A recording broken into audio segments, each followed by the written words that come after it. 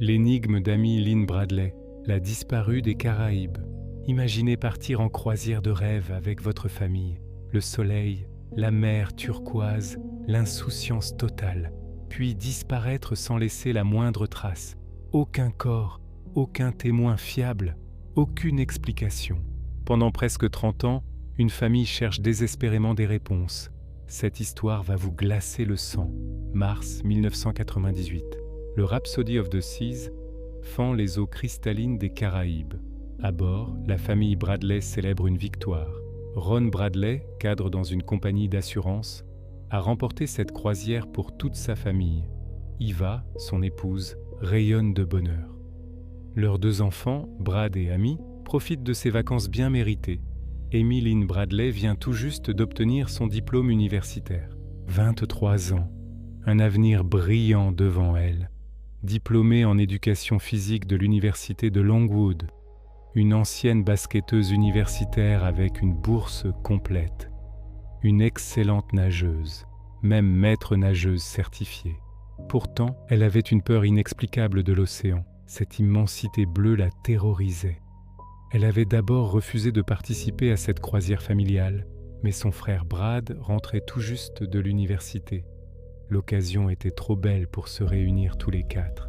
Elle s'était laissée convaincre, une décision qu'elle regretterait peut-être pour toujours, si elle est encore en vie pour avoir des regrets. Le Rhapsody of the Seas est un géant des mers, 999 cabines, plus de 2400 passagers et membres d'équipage. Un véritable labyrinthe flottant, des ponts infinis, des couloirs à n'en plus finir, des dizaines de bars, de restaurants, de discothèques. Le navire quitte San Juan, Porto Rico, le 21 mars 1998. Première escale, l'île d'Aruba. La famille Bradley découvre les plages de sable blanc, l'eau transparente leur semble irréelle. Amy prend des photos, sourit, profite. Son père Ron la porte sur son dos dans les vagues. Elle rit aux éclats. Aucune tension, aucun signe de détresse. Juste une famille heureuse. Le 23 mars au soir, le navire quitte Aruba. Direction Curaçao, une île néerlandaise des Caraïbes. Amy et Brad décident de faire la fête. Ils se rendent à la discothèque du bateau. La musique résonne. Les lumières colorées dansent. Un groupe local anime la soirée. Alistair Douglas, surnommé Yellow, joue de la basse. Amy danse avec insouciance. Plusieurs passagers la remarquent. Elle porte un short vert et un haut rayé noir et blanc. Ses cheveux courts brillent sous les projecteurs. Yellow s'approche d'elle à plusieurs reprises. Ils discutent, rient ensemble. Brad observe la scène du coin de l'œil. Vers 1h du matin, il décide de rentrer se coucher. Il laisse sa sœur continuer la fête. Les enregistrements électroniques de la porte de la cabine révèlent que Brad est rentré à 3h35. 5 minutes plus tard, à 3h40, Amy rentre à son tour. Ces données seront cruciales pour l'enquête.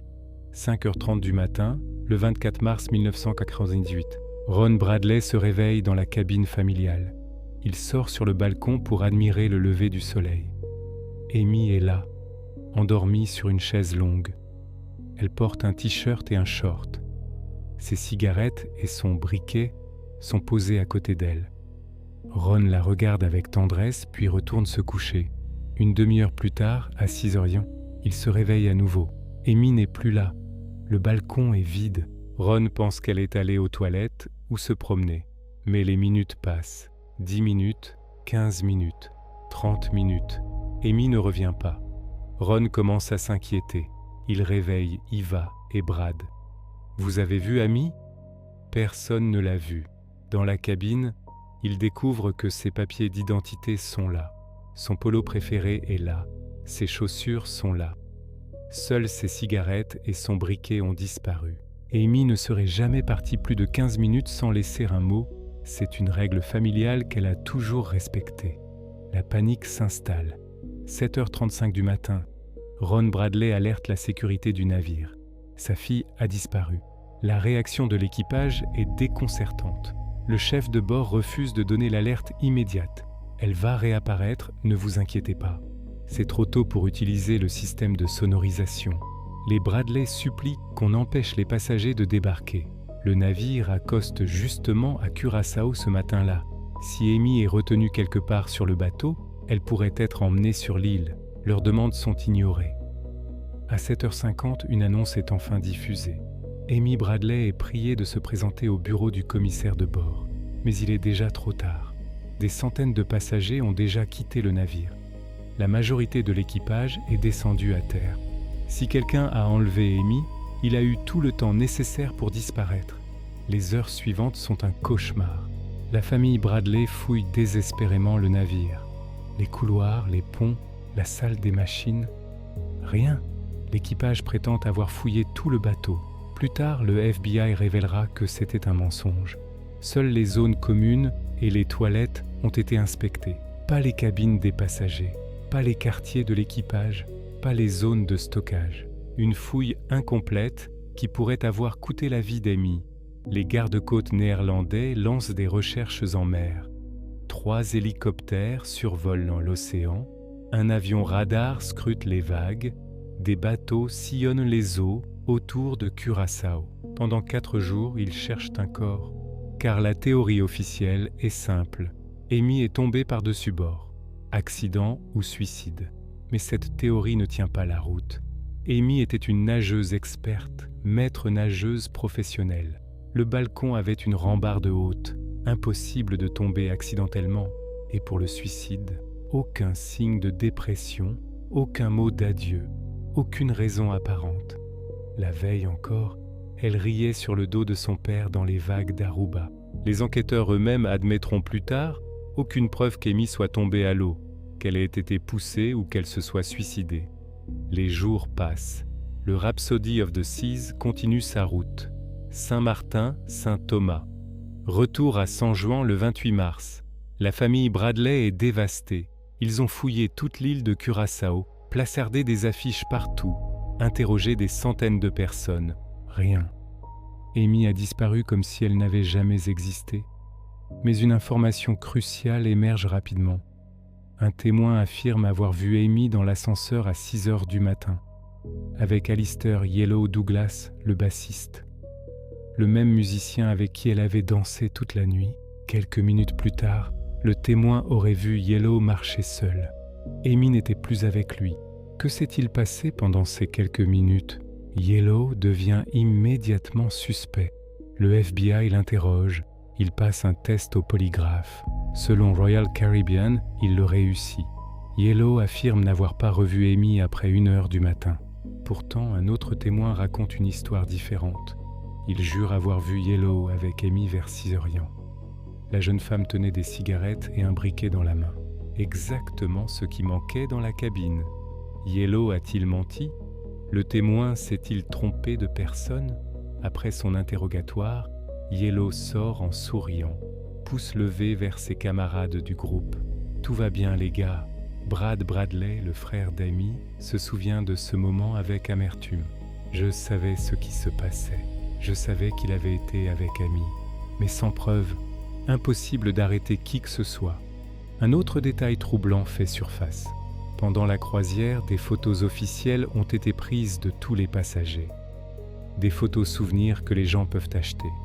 Celle d'Amy était particulièrement jolie. Selon plusieurs témoins, un homme inconnu a acheté toutes les photos d'Amy. Toutes. Pas une, pas deux. Toutes celles où elle apparaissait. Qui était cet homme ? Pourquoi voulait-il ces photos ? Était-il en train de la surveiller ? De choisir sa prochaine victime pour un réseau de trafic ? La mère d'Amy, Eva, dira plus tard. Les gens la regardaient avec admiration. Amy aurait été un trophée. Un trophée. Ce mot résonne sinistrement. Les mois passent sans nouvelles. Puis, en août 1988, 4 mois après la disparition, un couple de touristes contacte la famille. Ils étaient à Curaçao, sur une plage appelée Porto Mari. Un plongeur remonte à la surface. Il demande à son ami s'il a un équipement de plongée. À ce moment-là, une jeune femme blonde se retourne brusquement. Elle marche vers lui. Elle a entendu qu'il parlait anglais. Le plongeur David Carmichael est certain de reconnaître Amy, à moins d'1 mètre de lui. Il voit ses yeux, ses tatouages. un diable de Tasmanie sur l'épaule, un soleil dans le bas du dos, un symbole chinois sur la cheville droite, un gecko sur le nombril. Exactement les tatouages d'Amy. Soudain, un homme ressemblant à Yellow apparaît dans son champ de vision. Il fait signe à la jeune femme de le suivre vers le bar de la plage. Elle le regarde à nouveau Carmichael. Ses yeux semblent dire « Aidez-moi !» Puis elle part. Carmichael ne réalise pas immédiatement ce qui vient de se passer. Ce n'est que des mois plus tard, en regardant l'émission America's Most Wanted, qu'il reconnaît Amy. Il contacte immédiatement la famille Bradley. Il prend même un avion jusqu'en Virginie pour les rencontrer. Je suis hanté par cette rencontre avec Amy. Je sais que c'était elle. Le FBI enquête, mais le témoignage ne peut être corroboré. Aucune autre preuve. L'affaire stagne à nouveau. Puis, en octobre 1999, un autre témoin se manifeste. David Hefner, un marin de la marine américaine. Il était en permission à Curaçao. Dans une ruelle sombre, il entre dans un bordel. Une jeune femme s'approche de lui. Elle lui murmure quelque chose en anglais. « Je suis Amy Bradley. Je suis de Virginie. Aidez-moi, s'il vous plaît. » Hefner est sous le choc. Avant qu'il ne puisse réagir, des hommes armés interviennent. Ils éloignent la jeune femme. Hefner est escorté dehors. Il signale immédiatement l'incident à ses supérieurs. Une enquête est lancée. Mais lorsque les autorités retournent sur place, le bordel a brûlé, entièrement détruit. Aucune preuve, aucun témoin. Coïncidence ou destruction de preuves? La famille Bradley vit un enfer. Chaque jour, sans nouvelles, est une torture. Puis, en 1999, un rayon d'espoir apparaît. Un homme nommé Frank Jones les contacte par email. Il prétend être un ancien officier des forces spéciales américaines.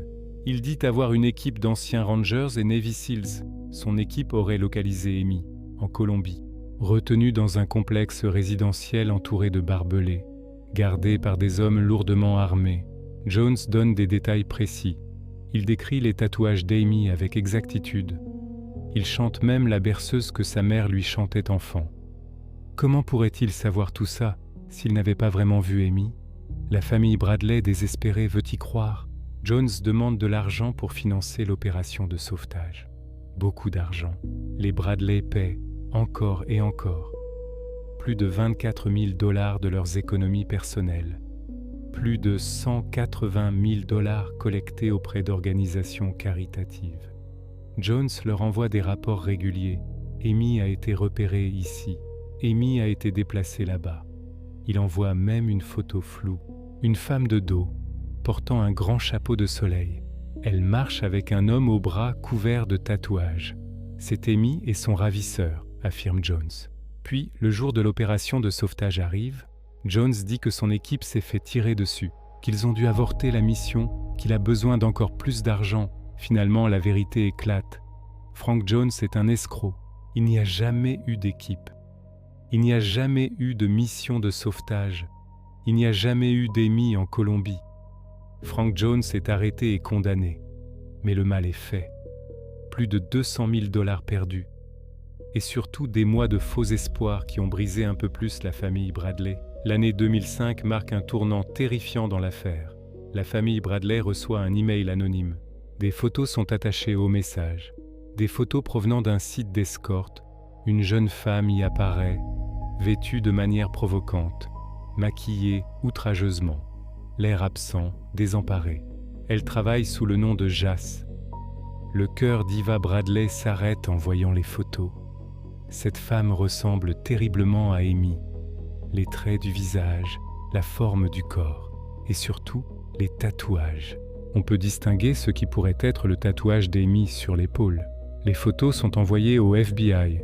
Une analyse est effectuée.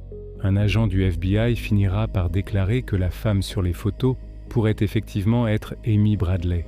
Mais il y a un problème majeur. L'authenticité des photos ne peut être confirmée. Les images datent d'une époque où la manipulation numérique devenait courante. La partie difficile, c'est qu'à cette époque, on ne pouvait pas dire avec certitude si les photos étaient modifiées, explique l'agent spécial Erin Sheridan. Les photos sont diffusées dans l'émission Dr. Phil en novembre 2005. Des millions de téléspectateurs les voient. Certains prétendent reconnaître la femme. D'autres affirment l'avoir vue dans des bordels des Caraïbes. Mais personne ne peut fournir de preuves concrètes. La même année 2005, un autre témoignage bouleversant arrive. Une femme nommée Judy Maurer fait du shopping à la Barbade, dans un grand magasin de Bridgetown.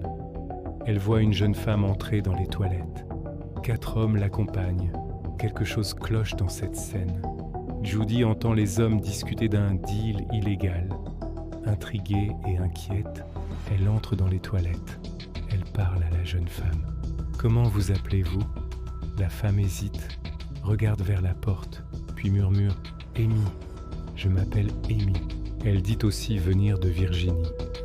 Avant que Judy ne puisse poser d'autres questions, les hommes entrent et emmènent la jeune femme. Judy signale immédiatement l'incident à la police. Des portraits robots des 4 hommes et de la femme sont créés. La ressemblance avec Amy est frappante, mais encore une fois, aucune suite concrète. Les hommes ne sont jamais identifiés. La femme dans les toilettes demeure un mystère. En 2010, Amy Lynn Bradley est officiellement déclarée morte. Morte in absentia, sans corps, sans preuve, sans certitude. Sa famille refuse d'accepter ce verdict. Amy est vivante, nous le savons, répète sa mère. Cette même année, une mâchoire humaine est découverte à Aruba. L'espoir renaît brièvement. Des tests ADN sont effectués. Ce n'est pas omis, le désespoir retombe. Les années 2010 et 2020 passent. L'affaire Amy Bradley devient un cold case. Un de ces mystères non résolus qui hantent les familles pour toujours. Mais la famille Bradley ne renonce jamais. Ron et Eva continuent de chercher. Brad, le frère d'Amy, devient leur porte-parole. Il maintient un site web dédié à la recherche de sa sœur. Des forums secrets. Des détectives amateurs analysent chaque détail. Des milliers de personnes à travers le monde suivent l'affaire. Puis arrive juillet 2025. Netflix lance une série documentaire en 3 parties. Amy Bradley is missing. Amy Bradley a disparu. La série revient sur chaque détail de l'affaire. Interviews de la famille, du FBI, de témoins, images d'archives, reconstitutions. L'impact est immédiat et massif. Des millions de personnes regardent la série. L'affaire refait surface dans les médias du monde entier. Et surtout, de nouveaux témoins se manifestent. Des centaines de nouveaux signalements arrivent au FBI. Octobre 2025. The Hollywood Reporter révèle une information explosive. 3 nouvelles pistes, très significatives, ont émergé depuis la diffusion du documentaire.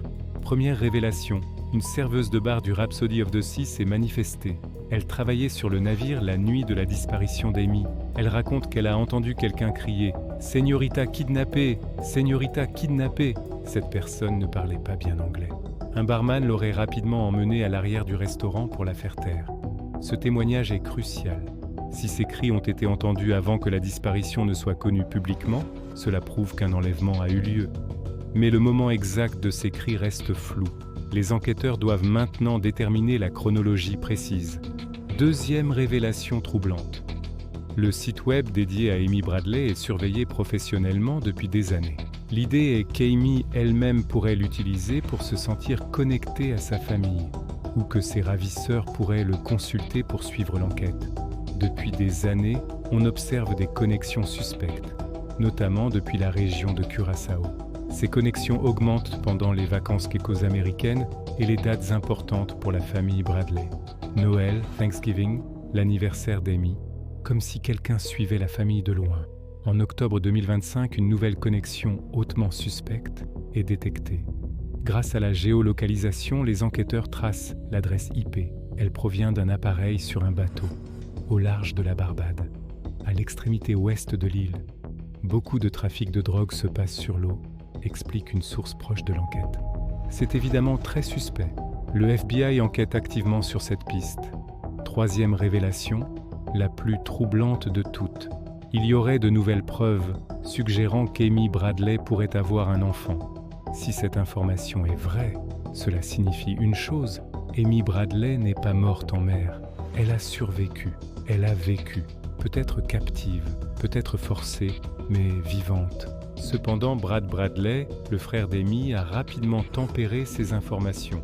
En octobre 2025, il déclare à News Nation qu'il n'est au courant d'aucune de ces nouvelles pistes. « Ma famille et moi ne savons pas qui est la source de ces informations.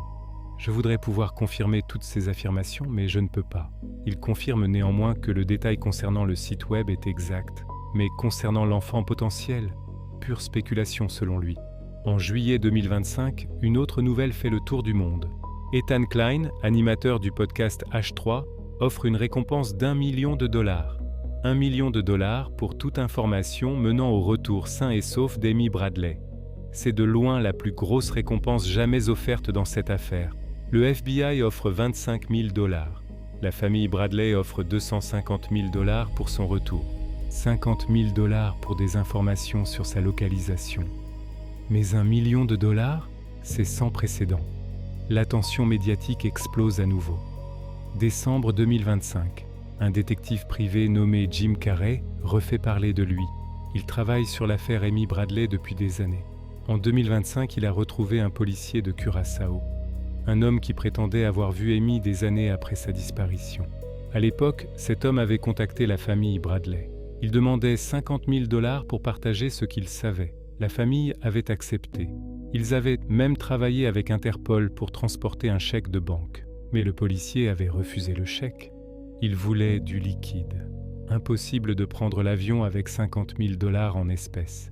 L'échange n'avait jamais eu lieu. Beaucoup y avaient pensé que c'était une autre arnaque. Mais Jim Carrey et 2 autres enquêteurs ont retrouvé cet homme en 2024. Ils l'ont interrogé. « Est-ce que vous disiez la vérité ?» L'homme a maintenu son histoire. Plus encore, il a affirmé avoir revu Amy récemment. « Il y a quelques années, a-t-il dit. Je lui ai demandé 20 fois, est-elle vivante ?» explique Jim Carrey. Et il répond, elle est vivante. Je l'ai vue il y a quelques années. Il continue de dire qu'elle est vivante. Jim Carrey croit cet homme. Pourquoi ? Il ne peut pas l'expliquer complètement, mais son instinct de détective lui dit que ce témoin est sincère. Janvier 2026, une mise à jour apparaît sur le site missingamybradley.com. Nouvelles informations, annonce le bandeau. Mais les détails restent vagues. Le site encourage les gens qui auraient en gardé le silence à parler. Si vous êtes resté silencieux à cause de papiers ou de contrats de confidentialité, ils n'ont peut-être pas le poids qu'on vous a dit qu'ils avaient. Explorez vos droits, parlez quand vous êtes prêt. Un message clairement destiné à d'anciens membres de l'équipage du Rhapsody of the Sea. Combien d'entre eux ont signé des accords de confidentialité avec Royal Caribbean? Combien d'entre eux gardent des secrets depuis 28 ans? Février 2026. L'ex-petit ami d'Amy, un homme nommé Tom, accepte enfin de parler publiquement. C'est la première fois qu'il s'exprime depuis 1998. Il contacte le site eastidahonews.com. Il veut mettre fin à une rumeur qui circule depuis la sortie du documentaire Netflix. Certains suggèrent qu'Amy était secrètement lesbienne, que sa famille l'aurait rejetée, que cela aurait joué un rôle dans sa disparition. Tom est catégorique, c'est faux. Amy et moi sortions ensemble. Elle m'a présenté comme son petit ami. Je la considérais comme ma petite amie. Il est vrai qu'Amy avait révélé à sa famille qu'elle était bisexuelle, 3 ans avant sa disparition. Son ex-petite amie a confirmé que les parents n'avaient pas été contents au début. Ils avaient été déçus. Mais son père Ron avait dit « C'est la vie d'Amy. Ce n'est pas ce que nous aurions choisi pour elle, mais c'est sa vie et nous l'aimions inconditionnellement. » Brad Bradley, le frère, confirme « Il n'y avait aucune tension. La veille de sa disparition, elle riait sur le dos de papa dans les vagues d'Aruba. » Tom raconte qu'il avait vu Amy le mardi avant la croisière. Quelques jours plus tard, il reçoit un appel terrifiant. Amy a disparu. Il ne croit pas une seule seconde à l'accident ou au suicide. 2 semaines après la disparition, il quitte son travail. Il prend un avion pour Curaçao avec Brad Bradley, Ron Bradley et l'oncle d'Amy. Ils plaçardent l'île d'affiches. Ils interrogent tout le monde. Un jour, alors qu'ils reviennent d'une recherche en voiture, Tom et Brad jurent avoir entendu quelque chose. Un cri. Brad, la voix d'une femme. Ils font demi-tour immédiatement. La voiture d'où provenait le cri a disparu. Était-ce Amy? Ou leur désespoir leur jouait-il des tours? Je pense que nous sommes à une seule personne près. déclare Brad Bradley en 2026. Un seul partage, un seul commentaire, une seule personne qui décide de parler. Nous savons que quelqu'un sait quelque chose. Et je pense que beaucoup de gens savent quelque chose. Alors, que s'est-il réellement passé cette nuit du 24 mars 1988 ? Plusieurs théories s'affrontent. Théorie 1, l'accident. Amy est sortie fumer sur le balcon vers 5h30. Désorientée par l'alcool, elle se serait penchée trop loin. Elle serait tombée dans l'océan. Mais cette théorie ne convainc personne. Amy était maître nageuse, excellente nageuse. Elle avait peur de l'océan, elle n'aurait pas pris de risque. Les rambardes étaient hautes. Et surtout, pourquoi aurait-elle laissé ses chaussures et ses papiers ? Théorie 2, le suicide. Déprimée pour une raison inconnue, Amy se serait jetée à l'eau. Mais là encore, aucun signe de dépression, aucune note d'adieu. Une jeune femme qui venait d'obtenir son diplôme, qui avait des projets d'avenir. Cette théorie ne tient pas. Théorie 3, le départ volontaire. Certains pensent qu'Amy aurait quitté le navire de son plein gré pour acheter de la drogue, selon certaines rumeurs, ou pour commencer une nouvelle vie dans les Caraïbes. Mais pourquoi laisser tous ces papiers ? Pourquoi ne jamais contacter sa famille en 28 ans ? Et surtout, comment expliquer les témoignages de personnes l'ayant vue en détresse ? Théorie 4. Le trafic humain. C'est la théorie que la famille Bradley défend depuis le début. Amy aurait été droguée ou piégée, peut-être par Yellow ou un autre membre de l'équipage. Elle aurait été emmenée hors du navire à Curaçao, vendue à un réseau de trafic sexuel, retenue captive pendant des années, forcée à travailler comme prostituée. Cette théorie expliquerait les multiples témoignages à Curaçao et à la Barbade, les photos sur le site d'escorte, les cris désespérés dans les toilettes du magasin, la femme dans le bordel qui a dit « Je suis Amy Bradley de Virginie ». Mais pourquoi aucune preuve concrète en 28 ans ? Pourquoi aucun réseau démantelé ? Pourquoi Amy n'a-t-elle jamais pu s'échapper ? La réalité est que personne ne sait. 28 ans plus tard, l'affaire reste un mystère total. Le FBI maintient l'enquête ouverte. Les récompenses s'accumulent. Les témoignages continuent d'arriver. Mais aucune certitude. Ce qui est certain, c'est que des erreurs ont été commises. Royal Caribbean a été accusé de négligence. Le retard dans l'annonce, la fouille incomplète du navire, le refus d'empêcher les passagers de débarquer. En 1999, la famille Bradley a intenté un procès contre Royal Caribbean pour négligence, diffamation et infliction intentionnelle de détresse émotionnelle. Mais le procès a été rejeté. La famille Bradley a été accusée de parjure. Ils avaient affirmé qu'il n'y avait eu que 3 témoins oculaires ayant vu Amy après sa disparition et que tous 3 avaient dit qu'elle était en détresse. Ce n'était pas vrai. Il y avait eu plus de 100 signalements au total, certains suggérant qu'Amy avait quitté la croisière de son plein gré. Le juge a rejeté l'affaire. Royal Caribbean a maintenu avoir agi de manière appropriée et responsable à tout moment.